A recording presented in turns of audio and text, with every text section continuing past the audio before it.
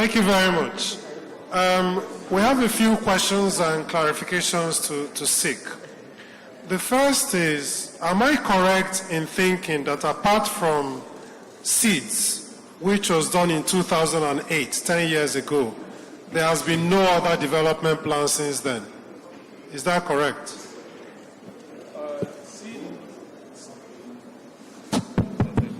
I said 2008, that is should 10 years back. And the outcome is there as a CSD, as I said. Like the present one, with the economic something which governor has put in place, is there. For you see, just as we said, government come, government go. The one developed by SIVA did not see the light of day because at the arrival of this governor in 2012, it was not implemented. So since seeds, there has been no other development plan? It's this one that recently developed that we are judicially following by this governor. Okay. There's a development plan now that yes, sir. The government has? Yes, sir. Okay.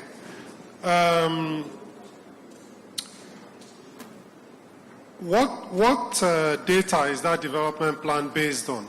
The one you're currently developing? Because I heard you talking about challenges with data. So the one you're running now, yeah.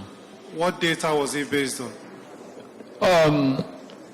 You agree with me that politicians are in bid to satisfy their people. So they rush to come up with a plan.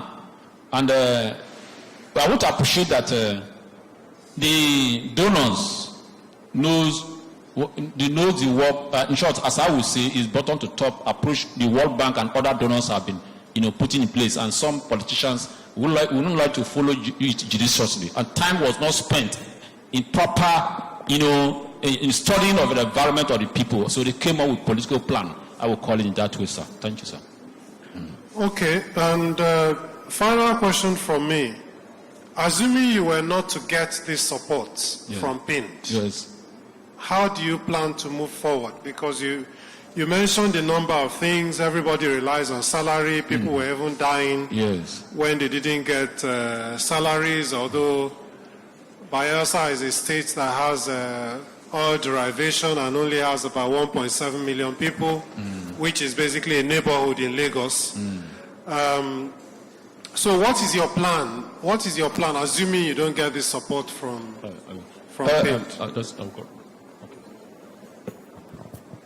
I think we have quite a lot of plans.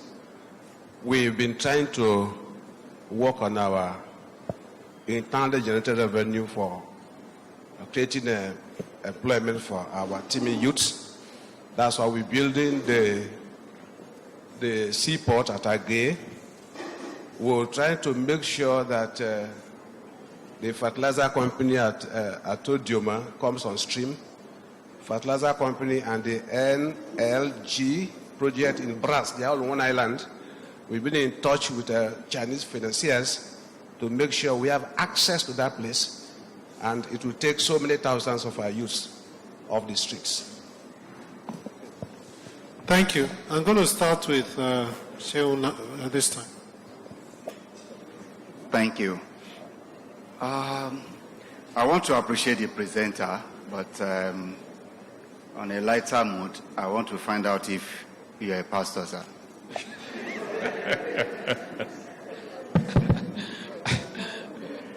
Not at all, sir. Yes, sir. I noticed that in the proposal we have here, not on your presentation, that you stated the vision of the state. But even in your presentation, I didn't notice, I don't know whether there is a couched mission well expressed that will drive the state to achieving that vision. Secondly, you talked about funding. Yes. Yes. And I think the last speaker actually mentioned something about improving the IGR. However, from what you said, sir, it's like improving the IGR by creating commercial or industrial activities within the state. Have you looked seriously at what potentials the state even has in terms of IGR vis-a-vis what the state is making presently and how to improve on it? Then finally, you talked about sustaining the tempo and mentioned some few things. However, I was expecting we'll have something very clear on M&E in the state. I didn't get anything along that line. There is need to be an institutionalized M&E process or framework in the state that would actually help us in getting good feedback on whatever implementation we are doing. Thank you. Yeah, on the first vision, I think we stated our objective. We capture the objective. Vision is an outcome. In short, it's part of the vision. And so we said in that place, we mentioned about 5 goals and objectives that capture the vision. And I think I mentioned the M&E, and I said we develop template for monitoring and evaluation, and I emphasize that very well.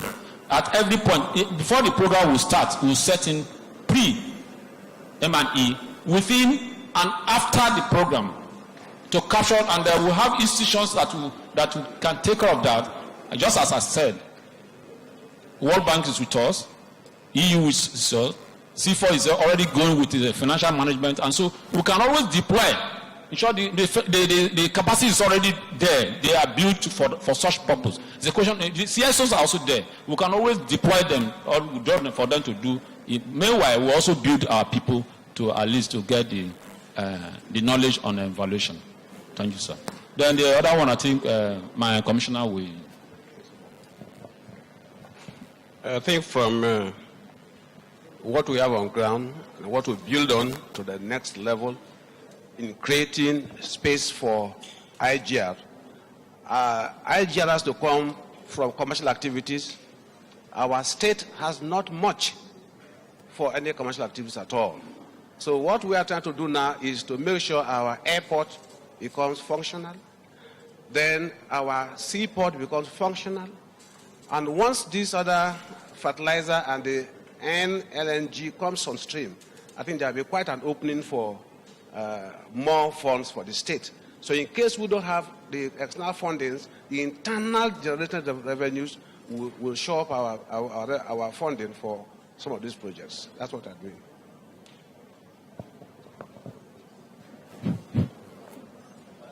Okay, we'll go to Shehu next. I think I have 3 that are quite related. First is, I didn't quite hear at the prelude of your presentations what the factor endowments your state has. The factor endowments your state has. Natural endowments. Yes. Okay. So, because in terms of the Honorable Commissioner just mentioned that the state is not as commercial. Have you looked at innovative ways of, one, driving in investments into the state? Have you taken a look at what sectors are you focused on?